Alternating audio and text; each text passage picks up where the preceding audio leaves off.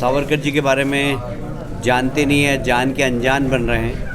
सावरकर जी जैसा महान व्यक्तित्व ना आज तक हुआ है। अभी तक मैंने बहुत क्रांतिकारियों को पढ़ा है, पर सावरकर जी जैसा वीर क्रांतिकारी जिसने एक नहीं, दो नहीं, तीन आजीवन कारावास की सज़ा प्राप्त की हो और उसके बारे में अनर्गल टिप्पणी करना, ये उससे पता लगता है कि राहुल जी को कितना अल्प ज्ञान है। 2024 देखिए, ये तो आप लोग तैयार करिए किसी को, हमें तो कोई अभी नज़र नहीं आ रहा है। पिछली बार 8 सीटें आप विधानसभा में आई थी, इस बार क्या उम्मीद? 8 ही आएगी। कोई नए चेहरे होंगे या फिर वही चेहरों पर आप लोग फिर एक बार? अब इसके बारे में तो हम कोई टिप्पणी अभी नहीं कर पाएंगे, पर हमारा प्रयास होता है कि हर बार 20-25% चेहरे नए दें। अब कहाँ से दें ये बात अलग है, रीवा से देना या कहाँ से देना, पर कोशिश होती है हमारी कि नए लोगों को भी मौका दें। पार्टी पर आरोप लगते हैं कि महिलाओं को प्राथमिकता नहीं दी जाती, क्या इस बार महिलाओं? कौन आरोप लगाता है यार? आप ही लगा रहे हो। मुख्यमंत्री का चेहरा कौन होगा सर?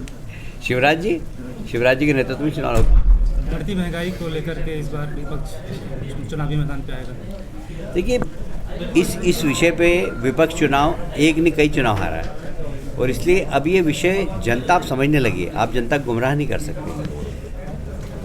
कोविड की महामारी के बाद सारे विश्व के अंदर मंदी है और महामारी है, महंगाई बढ़ी है, पर उसके बावजूद भारत ने अपनी अर्थव्यवस्था को बहुत मजबूत किया है। एशिया में नंबर 1 नहीं, देश के अंदर, दुनिया के अंदर भारत की इकोनॉमी सर्वश्रेष्ठ इकोनॉमी है।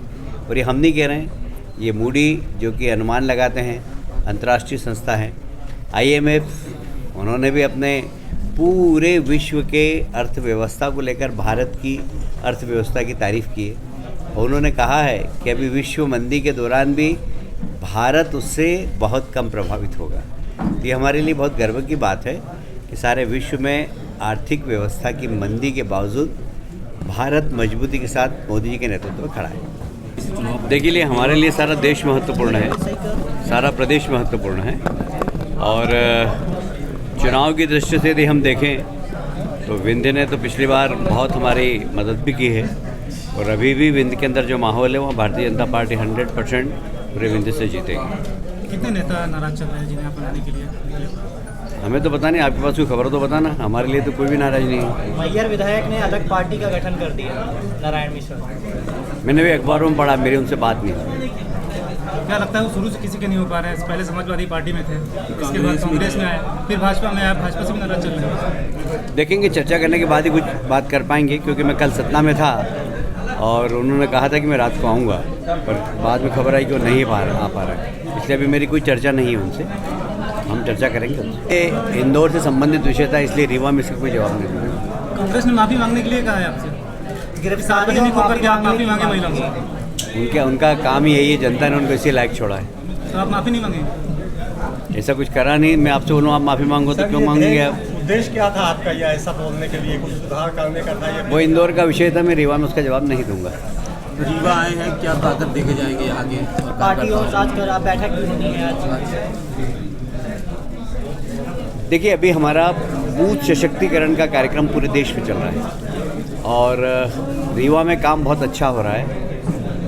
तो रीवा में हम बूथ सशक्तिकरण के बारे में भी अध्यक्ष जी से जानकारी लेंगे।